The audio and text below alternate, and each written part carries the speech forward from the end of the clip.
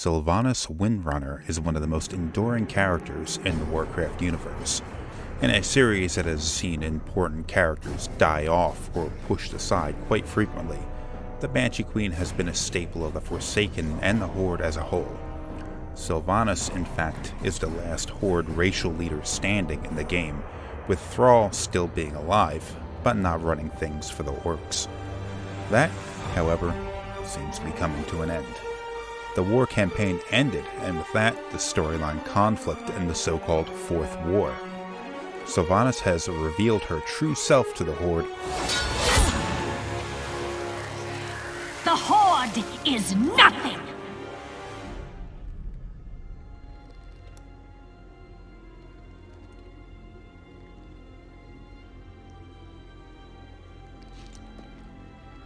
You are all nothing!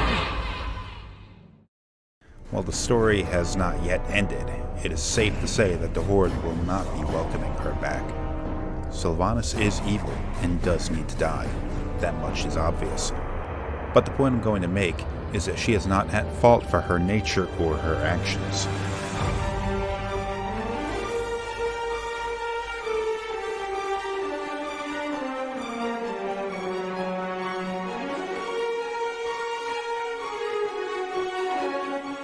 I can hardly blame World of Warcraft fans for not knowing what happens before the events of WoW. World of Warcraft is an MMORPG, while the Warcraft series before this was a real-time strategy series. These two game genres couldn't be more different, and there is not an enormous crossover of audience. So a modern fan has to be forgiven for not knowing that Sylvanas was once a High Elf whom led the defense of Quel'Thalas against the undead Scourge. She was arrogant, but she was not evil. You've won through this gate, Butcher, but you won't get through the second. The inner gate to Silvermoon can only be opened with a special key, and it shall never be yours. You waste your time, woman. You cannot outrun the inevitable. You think that I'm running from you? Apparently, you've never fought elves before.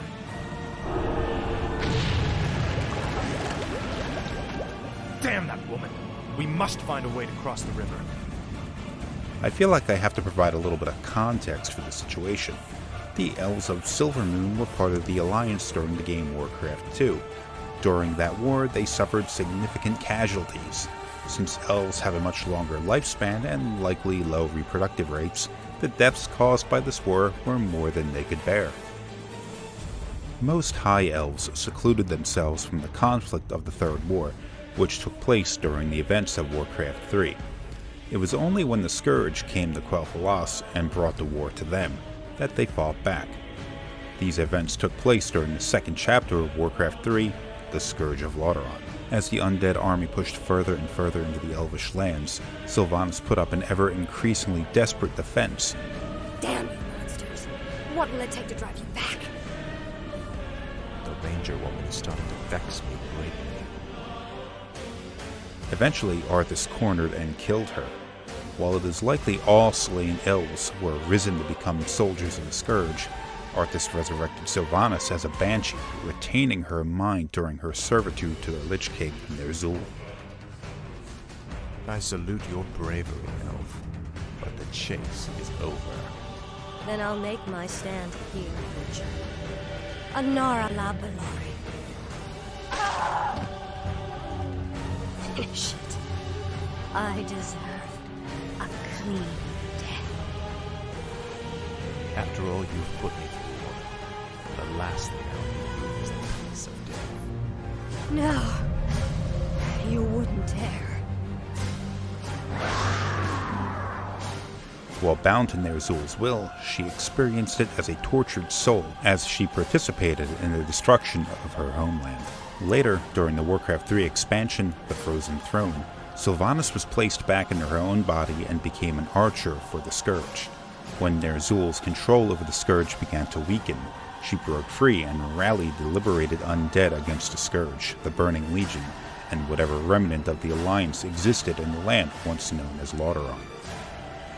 Finish me, then. A quick death? Like the one you gave me? No. You're going to suffer as I did. Thanks to my arrow, you can't even run. Give my regards to hell, you son of a bitch.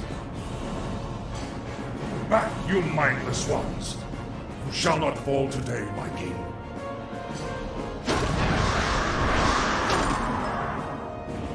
This isn't over, Arthas.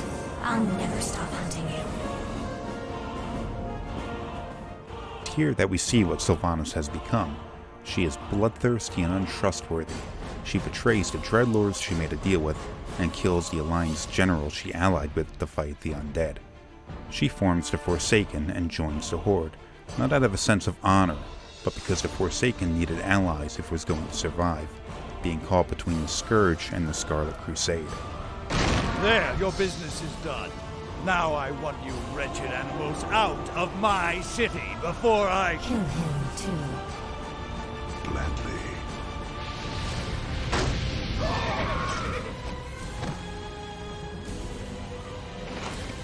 The capital city is ours, but we are no longer part of the Scourge. From here on out, we shall be known as the Forsaken. We will find our own path in this world, Dreadlord, and slaughter anyone who stands in our way. Throughout the WoW timeline, she has steadily schemed and expanded the Forsaken to rid Azeroth of the living. So it comes as no surprise that Sylvanas has no true allegiance to the Horde, as made clear during her fight against Sarafang. But this isn't her fault. Something happened to her when Arthas turned her. What remained was not quite the woman she was before. The elves she died to defend only mattered to her so far as she could leverage them to her advantage. Sylvanas had become a monster. Burnage!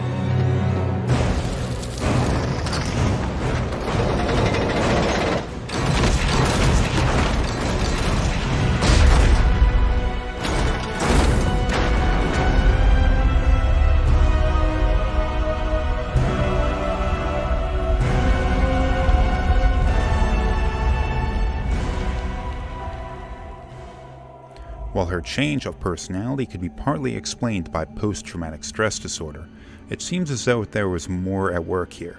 The necromantic magic used to create the Lich King had some disastrous effects to the minds of all whom it touched. Ner'zhul was once a proud and relatively noble shaman, turned into a genocidal maniac when touched by Kil'jaeden's necromancy. Arthas, a proud and relatively noble paladin, turned into a genocidal maniac when influenced by the powers of the Lich King. Likewise, Sylvanas, a proud and relatively noble ranger, when Arthas raised her into the Scourge, turned into a genocidal maniac that we see today. The pattern is obvious.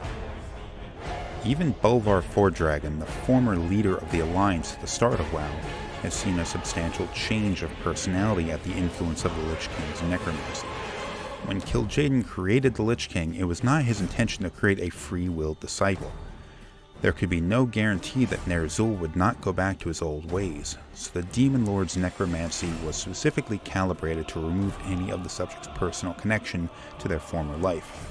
Ner'zhul had no love for the orcs when he came back, a fact made obvious when he ordered his Death Knight Arthas to kill orcs where he found them. Arthas took no issue with murdering his father either, even before he knew who the Lich King was. Those touched by the necromantic magic, even if not under the control of a malevolent dictator, are skewed towards evil. Sylvanas is no exception. Make no mistake, Sylvanas is evil and needs to die, but she is under the influence of something unwanted and beyond her control. You don't have to take my word for it. I could just let the Dark Lady make her own argument.